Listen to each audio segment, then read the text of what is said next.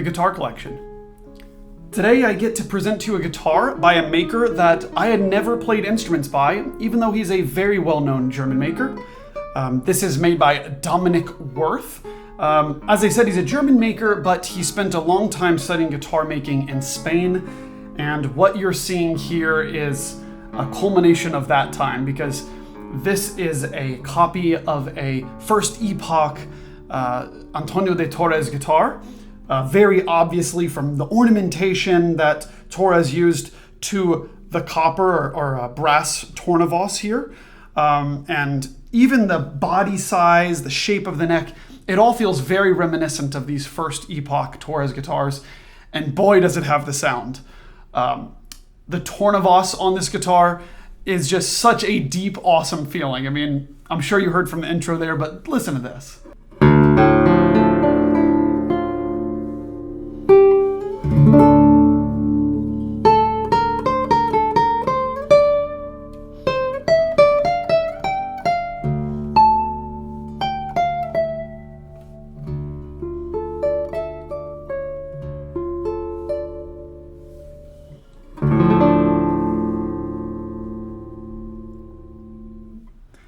As you can see, it's just a very powerful guitar, and these basses are just, ooh, they hit your soul. And of course, that is in large part due to the Tornavoz that was added to this guitar, like you'll see in many of these Antonio de Torres's.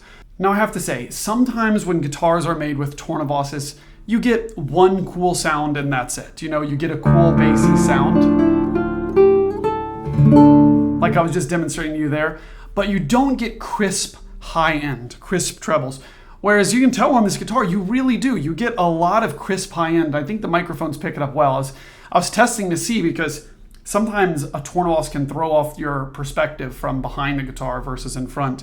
But it does. You feel it from behind and you hear it in front from the microphone. And I'm sure you heard from the intro clip as well.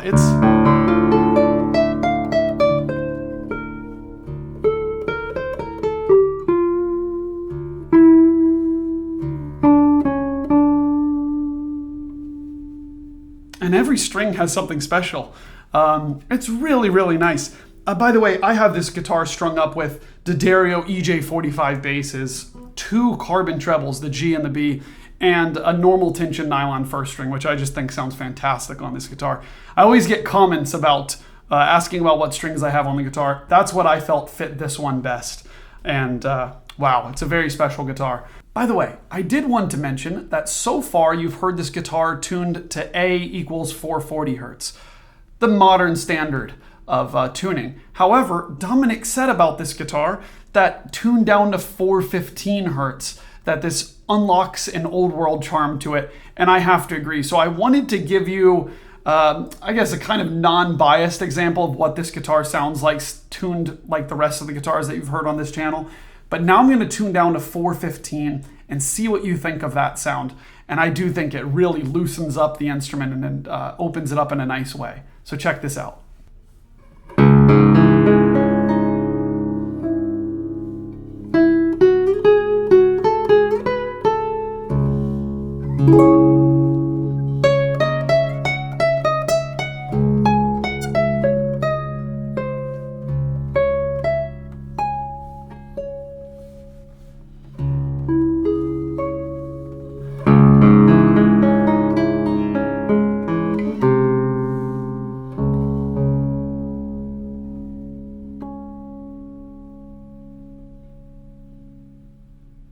Wow, it sounds cool in this lower tuning.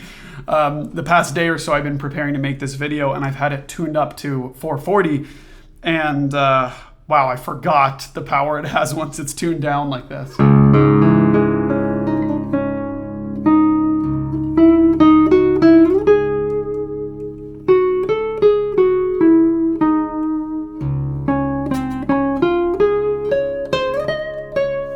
The accidental arrival to major.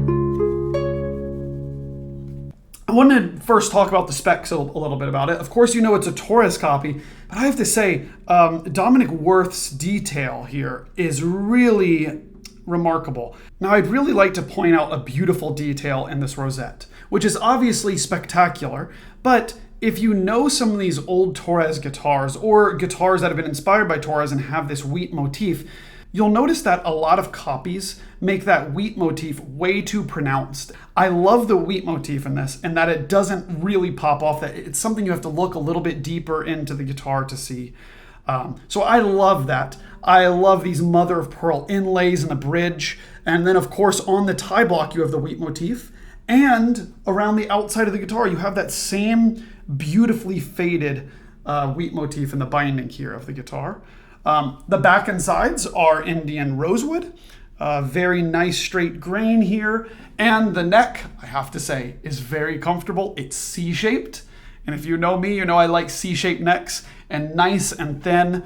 The action is low. Of course, you have this Torres-inspired headstock. It's really a complete guitar. So much fun to play, especially if you love playing Tarrega, romantic music. Oh my gosh, it's a blast. But even just to improvise on and to write music on, this different sound that you can create with the Tornavoz and this really deep sound is, it's something different than your normal guitar. So I think for the price point, it's such a fun guitar to own. So I encourage you to check it out at guitarcollection.com. I want to remind you to subscribe to this channel. So many of you that watch these videos are not subscribed, and that's a bummer because you'll miss out on the new videos that I post every week of different guitars. So go ahead and do that. On the website, guitarcollection.com, you'll be able to enter in your email address and be notified when new instruments like this one become available. In fact, as soon as I stop making this video here, I'm going to send an email out to you all that have put your name on this list so that you get notified about this guitar before the video goes public. Okay, enough about that. I feel like you should hear some more clips of this guitar, hear how it sounds. I did want to mention that this guitar has had several videos made on it already, so I think you should check those out. They're in the description. They were made by Guitar Salon International, and will give you an idea of what this guitar sounds like in more of a hall or beautiful sounding room.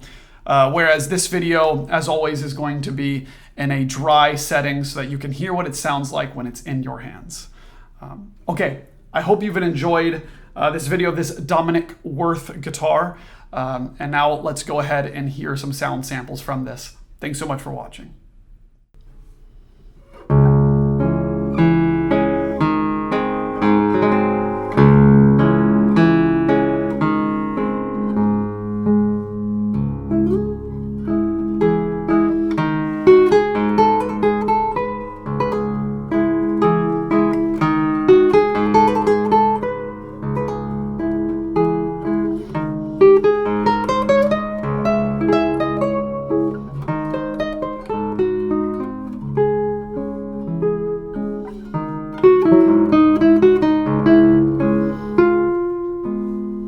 Thank you.